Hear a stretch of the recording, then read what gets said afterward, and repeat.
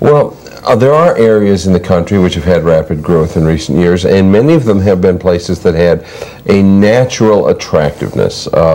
From California, even here in the state, to a place like Traverse City, there are certain places where people want to live, and finding a job is what they do to be able to live out in California, or San Francisco, or Seattle, or wherever people want to live.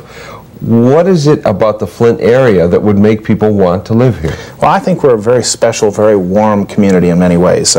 It's fun to talk about the negatives and to have a strong opinion one way or the other.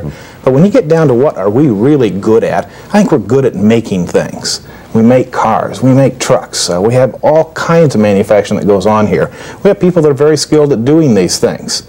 Some things we're not so good at. I think we're not so good at teamwork. I think we need a lot more emphasis on education.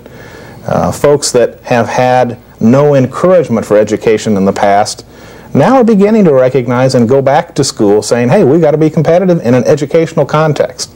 I don't buy the notion that people don't want to come here. In fact, I think they do. I think people that are here already know about some wonderful assets that we have. Our college and cultural center, the parks and recreational systems, the interstate interchange, the list of assets is significant.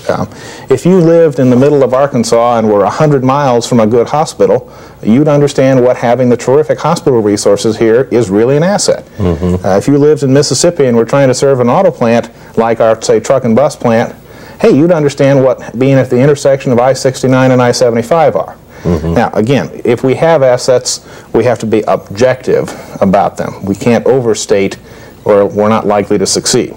It's the kind of thing where, yeah, we have to state our story in a more honest and open sort of a way.